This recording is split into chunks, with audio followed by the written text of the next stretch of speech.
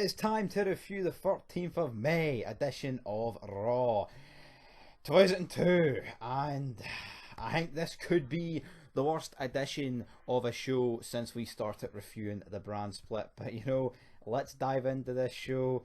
There's some shit, there's some pretty funny shit, and there's also some good shit. But does the shit outweigh the good shit? Only time will tell, big man. Too much Big Show. That's what I'm going to say straight off the bat. Yes, it is the go home show for Raw for Judgment Day. We've also got SmackDown, but we've got to kick off the show with Brock Lesnar taking on the Hardy Boys. A decent match here, but I feel like we've seen this. I feel we've seen this 2-on-1 match. You have to tag in. I mean, Lesnar pretty much is having his way until the Hardys decide that they're not going to bother tagging in. They just sort of both come in at the same time. That is when Lesnar seems to have a bit more trouble with them. And when it looks like maybe the Hardys are about to win, Paul Heyman pulls Jeff from outside the ring. He gets DQ'd. And then the Hardys manage no, Brock get counted out. Count it out? DQ'd, count it out. Same shit. Hardys pick up the win here. Brock doesn't lose, but the Hardys win. They're going up the ramp, and then Heyman makes a challenge for vengeance. And he says that it's going to be the Hardys versus the team of Brock Lesnar and himself. Fucking Paul Heyman. So, interesting. Paul Heyman teaming up with Brock Lesnar. Is that supposed to give Brock Lesnar more of a chance? I mean, but again, it's like we've seen this. Realistically, Paul Heyman's not going to do anything. He's just going to stand his fat ass out. Brock will probably hit the F5 and Heyman will get the pin. Yeah. Heyman will come in, crawl on top of one of the Hardys and squash them. Yep. So, aye, that's probably what's going to happen. That's how the show kicked off. It was alright. Yep. Next up, though, we have Ric Flair talking to X-Pac in the Big Show about the NWO situation. How he's fired Scott Hall. So Scott Hall is gone, guys. I do not know when Scott Hall reappears. Never. 2014? Probably. Sad. That's a Scott Hall's out, but Big Show's in. Fuck my life. Yep, this is... The NWO needs fucking help, guys. NWO needs put down. So, I mean... Three things. You've got a match and then you've got two segments, and Big Show's in the two segments. Ric Flair comes out, starts running down Toronto, the Maple Leafs, and Big Show's just standing looking like a fucking goof. Yeah, he's trying to do this like it's intense stare with his eyes, but it wasn't. And then his hands and everything. Yeah, no, this is like 1995 Big Show when he's taking on Hogan and he's trying to, oh, I'm a big dude. I'm a big angry giant. You know, that doesn't really work in the fucking WWF, right? It's about being a star, and I mean, Big Show, you're sorry, you're just a big lump of shite at this stage. That's all you really are. And Ric Flair, having one of the probably the worst run of his career, man. I don't know. He's still levels above this guy, like. He is, but anyway, Ric Flair and Big Show take on Austin at the pay-per-view, and Ric Flair announces that tonight he's taking on Hogan as well, title match. So. Yep. Hogan's going to defend the Universal Championship against Undisputed Universal. We're not in a pish era yet. Alright. Well, it's a pish promo, so it is what it is.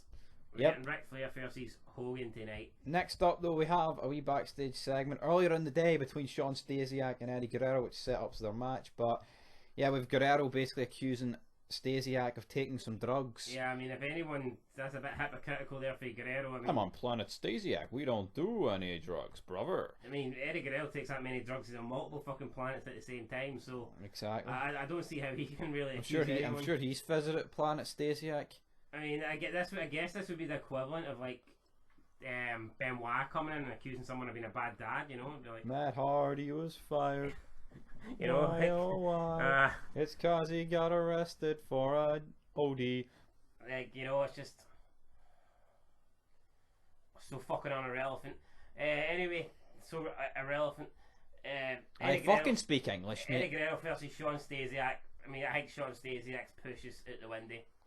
I mean, the guy doesn't really lose momentum by losing to Brock Lesnar, but when you job out Eddie Guerrero about 90 seconds, yeah, with RVD outside, supposedly distracting Guerrero. Not even sitting on the commentary, like he's just sitting there. Yeah, I mean, RVD's acting weird all of a sudden, sitting at ringside, wearing stupid jeans, acting a heel in the commercial. I don't get it. Wouldn't mind it though. Next up, with the coach trying to get a word for Stone Cold Steve Austin, but in comes Deborah, and I feel like they've done this over the past couple of months. Yeah, this is bland. Steve Austin The only time I think Deborah's really fit at being there was when Steve Austin was a heel. Because it kind of like, I add it to his like comedy act kind of. Yep. See when Austin's the face, it just seems a bit shit, him and his wife there. And it was not bad when she was there, obviously, as well, when he was about to take on The Rock, because they had that, you know, added factor, oh, we're going to make The Rock Deborah The Rock's manager, but you can see why Austin left here. The booking for him ain't great, like. I know, what the fuck's going on? It's like, so this guy's fucking was red hot, like, you know, for years, and he's not at the moment, like, even the pop he gets later on tonight, it wasn't he?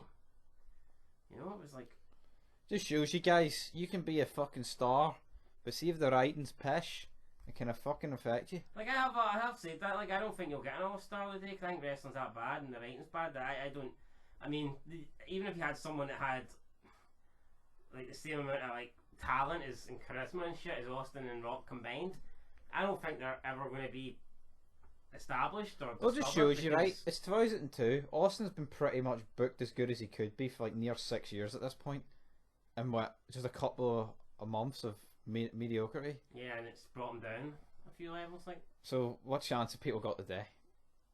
I'd say no chance. Well, no, we say it all the time. We're not being biased, like, but there's let's be real, right? There is people in today's roster that have got something, right? Like a Bray Wyatt, for example. Yep. But I would never put him above. There's jobbers in this era that I would put above Bray Wyatt simply because I think they were in a better era, and they just came like Steve Blackman, a guy that had fucking no charisma. He just worked. You know, but you prefer him over. Then you look at another guy that had no charisma, Finn Balor. But Steve Blackman's got the advantages of being in that attitude era, and Finn Balor's got the disadvantage of being in a fucking shit. Who's better, right? A guy that comes out with nunchucks and a duffel bag, or a guy that comes out with ribbons? I mean, do the math. It's the nunchucks. The line starts behind these ribbons. The fucking nunchucks. Nunchucks man's over. Anyway, Austin comes out, cuts a promo with Coachman. It wasn't the greatest promo, like. Yeah, Austin's feels done. Like Austin was just dialing it in here, doesn't it? Like, I mean, he's fucking gone. What? And talking about gone, we get a wee segment, a day in the life of Tommy Dreamer. Yeah, so brushing his teeth, brushing his dog's teeth, with the same toothbrush, by the way. Yeah, drinking toilet water. I mean, I don't know what they're doing to Tommy Dreamer at this shaving stage. foam on the tongue as well. Yeah, to shave his fucking tongue. Like, I don't really know what this gimmick is. It's the coldest, the toilet water. I imagine it'd be pretty warm, like. Well, he's not drinking the piss, but yeah, I get you. Well, no, but I would imagine toilet water would be warmer than tap water. Could be wrong. I've never drunk toilet water. I wouldn't say it'd be much of a difference, like. No, but I think tap water there'd be more temperature and stuff. You can cool it, whereas toilet water is going to be the same thing, isn't it? True. They're not going to make it too warm. They're not going to make it too cold. Toilet water. Cold or warm, it's pish. Yeah, either way, I wouldn't drink it. Aye. But fair play to Tommy for drinking it. Most over he's been in. Yeah, it's That's run, to be honest, probably. Well, what has Tommy Dreamer done apart from like maybe take a stunner when Austin returned? Like, I'm not saying he's a fucking draw, like, but I mean, it's Tommy Dreamer's a. Fuck me, relatively. When they did the invasion, he was one of the bigger names. Am I wrong to think that Tommy Dreamer is a far bigger name than like a Lance Storm? But yet Lance Storm has been. Fuck, I would say. Well, they would argue Lance Storm was on fucking TNT and Tommy Dreamer was on whatever channel CW was on, like, but no, I mean, I would definitely say Tommy Dreamer was a bigger deal than a Lance Storm and all those other fucking smicks that were pushed on WCW. Oh well, but yep, next up we've got Terry taking on. I like Sean Stasiak, I like what they're doing with him at the moment, but there's no doubt in my mind, I think Tommy Dreamer's much more of a household name at this stage than Sean Stasiak. Yep, absolutely. Maybe not now, because Sean Stasiak's been pushed the last couple of weeks, like, and he's. But, like, when they first come into it in 2001, I mean, who is Sean Stasiak? Exactly. Meat. You're looking at these WCW guys, like, and apart from Booker T, DDP, Canyon. I'm using Canyon loosely, like, I mean, fuck me. The ECW roster was much better. Goddamn right, there's just. But again, they only seem to care about the ECW guys that were already with WWE. Dudley's, Taz, Raven. I mean, Rhino was pushed relatively somewhat at the start, but then, right, I don't know why this is, you know, dissolving into a Attitude Era invasion angle, but regardless, Tommy Dreamer, you know, he's back, so good for him. Been back for a while, wearing his Team Extreme attire, right? Terry versus Molly Holly up next. We've got William Regal on commentary with King and JR. I don't know why Regal was it here, but it was fucking great. See, this match, I mean, I'm not saying this match was great or pish, but it didn't matter because you had him on commentary. Yeah, I was intrigued because Regal was in commentary. I'll be real, if Regal wasn't in commentary, I wouldn't have gave a shit. Yeah. But I mean, just Regal it there, you know. King probably still would have been carrying it. Oh, aye. But the two of them and JR, I mean, this could have been two bags of dog shit rolling about in the ring and it still would have been great. Yeah, could have been Ric Flair wrestling that fucking bloody tot. Yeah. And then, Regal's just the man, fuck it. I've said it before, but I'll say it again. Should have been world champ. Yep. Molly Holly wins though, and then Regal basically offers her up the ramp. Yeah. What did he say? I can't remember word for word. Can I get you away from all these scumbags or something in Canada? Aye, something like that. It was yes, because they're in Toronto. Them these scummy. But anyway, moving on. Right up next, Ric Flair versus Hulk Hogan, WWE Undisputed title. This match should happen at WrestleMania, probably about 10 years ago. But still, this should have been a WrestleMania main event. Fucking 15. It didn't main event WrestleMania, but it did main event TNA Impact. So I mean, fuck. Close enough.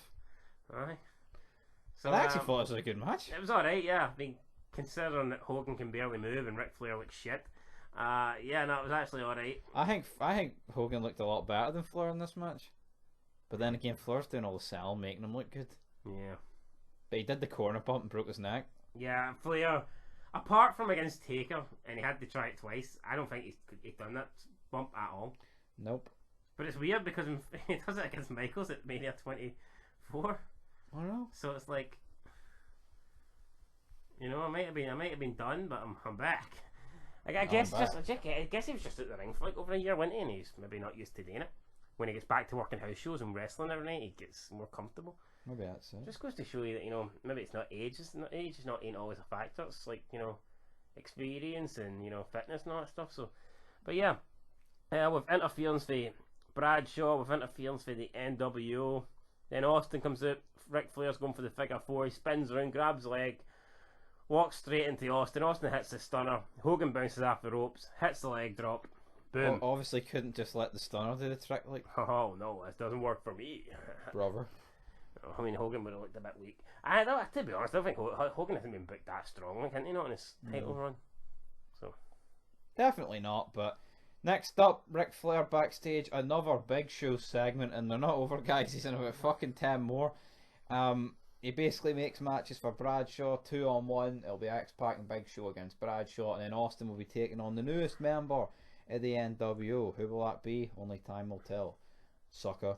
But then we have Trish and Bubba Ray taking on Jazz and Stevie Richards. Both titles on the line here. This match was retarded. It was an intergender match, so it was a non-intergender match. So the women had to be with the women and the men had to be with the men. But it was hardcore. But it kind of turned into like a tornado tag, like within a minute or two.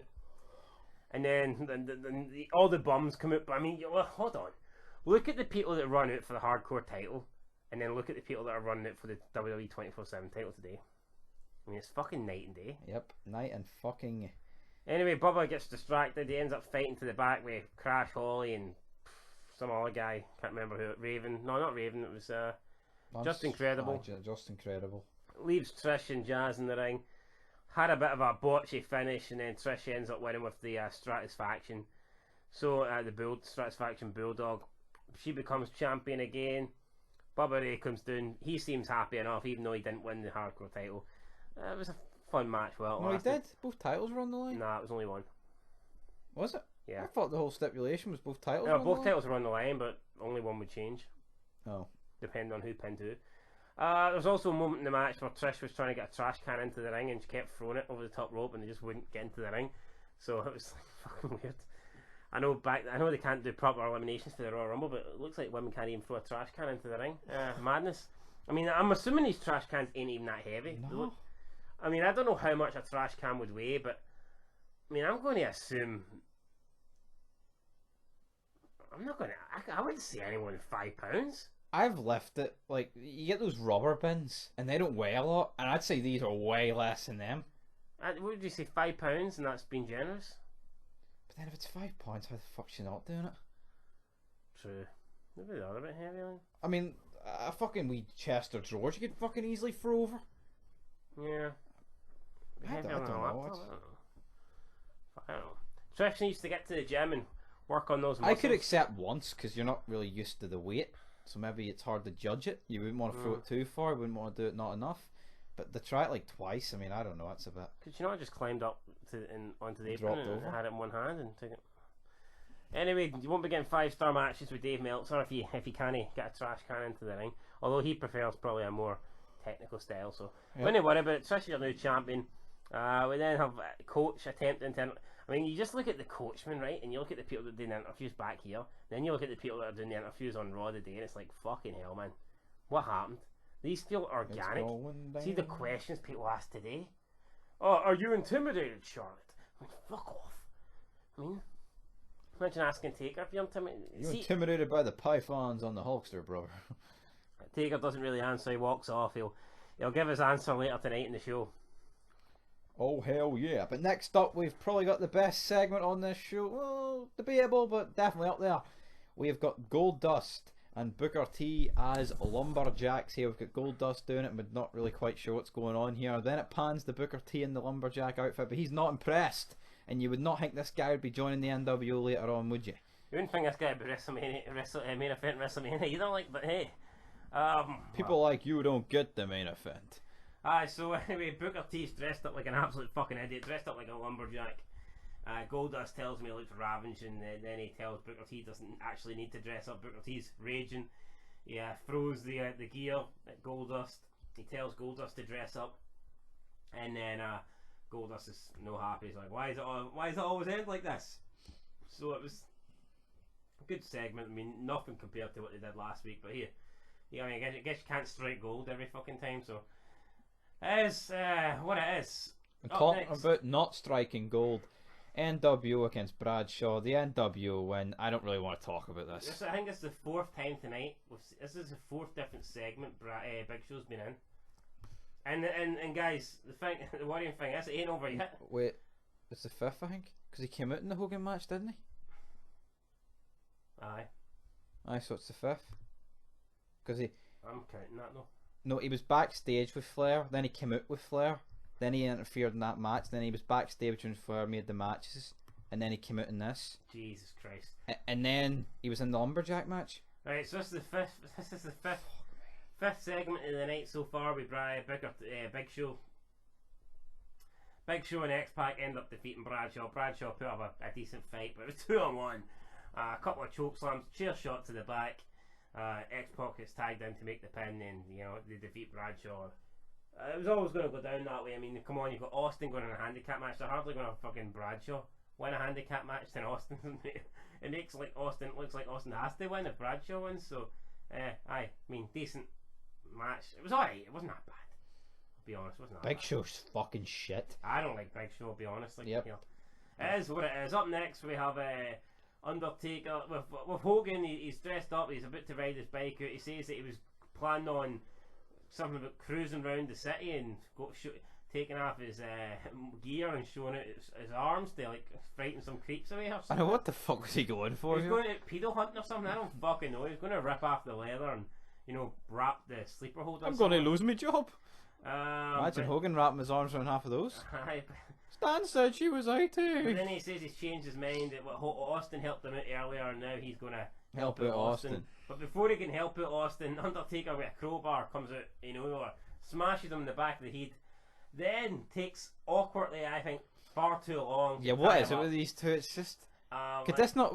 I'm assuming this was pre-taped. Well, they tried to shoot it as if it wasn't, because remember, like, we're back live. Maybe, I don't know. Remember, it's like, we're live again. Am I wrong to think Taker could have hit him and had him tied up within 10 seconds? But it took about 2 minutes. Yeah, it took it, and it was awkward, and then Taker obviously had to keep going over and like laying a boot in or punching him to try and stop him from. Like, would it not have been better if Taker cracked him with a tire iron? Hogan pretended to be knocked out, and then once he had him tied up, he could have like fucking splashed water over his face and woke him up or something. Because Hogan just lied. I mean, that's a bit. They could have went to a break. Like Taker could have come out and hit him like coming over, and I was like, and then JR could have like sold it and went, "Oh, we'll be right back." Like, I mean, I think that would have been better than what they done. Because then this was kind of like awkward. I mean, it did take Taker legit like 2.5 minutes or something to tie him up here. Then he takes him for a ride around the arena, goes down the hallway. Then they cut to a replay showing Taker hitting him with the jack, the iron bar or whatever. And then they cut back live and Taker's coming back down the hallway. He swerves, turns left, and then Hogan goes flying into a bunch of Amazon cardboard boxes and steel. Well, Amazon wasn't around back here, just a bunch of empty fucking boxes here. Aye, for FedEx or something. Aye, FedEx will work. That works for me, brother. That works for me, Brother. But then Hogan receives some medical attention from his old pal, Sergeant Slaughter, and the gang. I mean, fuck me, if this is back in the day, Slaughter would be joining them with Undertaker beat them, but no, Slaughter helps him out, puts the neck brace on him, and that's. I don't think Hogan's going to be helping Austin tonight. Nope, because there's nobody to help Austin, because I'll tell you what, brother, we have the Lumberjack match up next. Basically, every heel on the roster's out there. Yep. Even Brock Lesnar, who I don't think should be out there. To me, Lumberjack's spots are for bums. Well, not bums, like, but... No, but I think that in this case it makes sense, because Flair's kind of like rallying the troops against Austin. True. Anyway, Flair comes out. And you notice, like, Austin wasn't selling for jobbers. Well, I say that there was one jobber after the match, but we'll get to that when we get to it. So Austin's in the ring. Flair announces that the newest member of the NWO and Austin's opponent for tonight, Booker T storms in the ring. We have the match. Very, very botchy match, guys. Clumsy fucking match. Austin kept getting thrown outside, and it was just boring. The pace of this match was slow. It's not even that though. It's like Booker T joining should be a big fucking deal. It felt so fucking lackluster. You literally got about 3 seconds to register it, and the match had already started. Yeah. Like, in fact, it was probably less than 3 seconds. This guy. Oh, that was it. Austin went out outside, beat up a couple of bums. Big Boss Man Raven. Lesnar then had his way with Austin, slammed him into the steel, slammed him into the ring apron about 10 times. Why, I don't know. Use a bit of Ferrari or something, Lesnar, what I mean. But no, I kept slamming him into the ring apron, then chucked him back in. Booker T then went for a clothesline while Austin was down on one knee. So Austin didn't even need to duck to avoid this clothesline. It was bad. And then he tries to do another clothesline and he misses again because Austin's down on his knee. And then like spin around. It was just a horrible finish. Austin ends up doing a roll up. It was garbage though. He gets the win. But before that, he was like stunning everybody. Regal was getting in the ring. He was getting stunned. Eddie Guerrero was getting stunned. I mean, it was legit Austin beating up like 10 people apart from Brock Lesnar, who just stood outside and didn't do anything. It's like I thought maybe Kane was going to return here since he's a beef with NWO, and at least maybe Kane and Austin battering the roster, you could buy that. But this was legit Austin on his own, beating up the entire heel Raw roster. He gets the pinfall, he gets the free, storms up the ramp. El Hebner comes up, joins him, raises his hands, and out of nowhere, fucking Arn Anderson of all people, the guy whose spine, he might have a good spine buster, but his spine's busted, right? He comes down, punches Austin from behind. Austin sells it by flying down the ramp back towards ringside, and then he chucks him in the ring, and the NWO start beating him up. Big Show with a bunch of choke slams, but I'm thinking, how the hell's Austin? I mean, remember Austin returned in the invasion, and there must have been about 20 guys throwing punches, and Austin wasn't even selling one of them. I know, but Arn Anderson, he sold a punch for Arn Anderson like it was a sledgehammer. Who was on commentary? I mean, that fucking failed WCW rebrand. Like, what the fuck was this? And then it just basically ends with Big Show repeatedly chokeslamming Austin. Mere Big Show on the screen, just not what you want to see. And then that's it. Raw goes off there.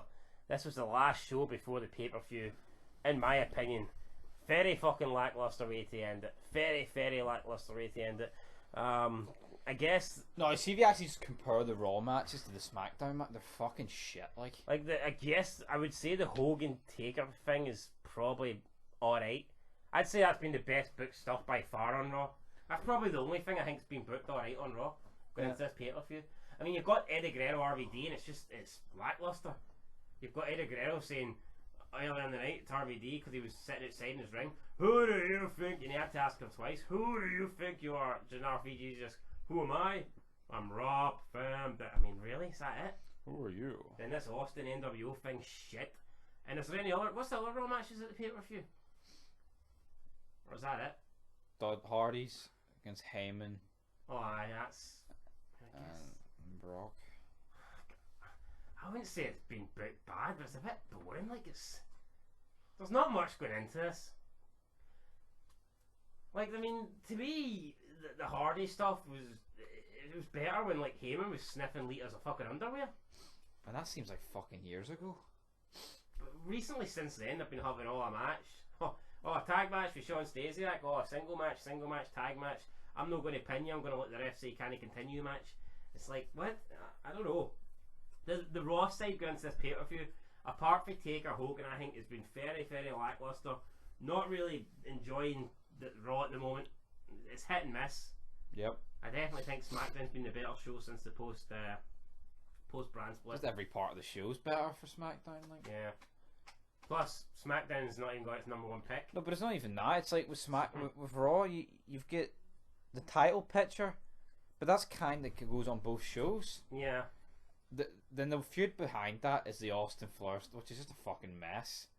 I always tell you what, it's a good job. It's a good job. Raw's got a Raw guy challenging for the title. Yep. Because see if it was another SmackDown guy challenging for the title, there'd be fuck all on Raw. I like the hardcore division and the Booker T Gold stuff's funny. Like that's it. Like yeah. The NWO are taking up like half the show and they're shit. Yeah, I wouldn't mind if it was a good NWO, but it's fucking, Chico. It's a big show NWO, so yeah. I don't know, guys. It is what it is, and at the moment it's pretty shite. And it's time to rate it, and I will give it a. I was gonna say 5, but I even think it's fucking worse than a 5. Oh god. I'll give it a 4. I'll give it a 4. That wasn't that great. 4 out of 10 for me, guys. That's fucking low by these standards, like I'll tell you. How low can you go? Tommy Dreamer. But anyway, guys, 27 minutes of action, review, but until then, till the top 5 moments. Funnily enough, there were probably Big Show's probably on the screen for longer than 27 minutes. This show combined. That's fucking brutal. I actually think that. It is. And on that note, peace.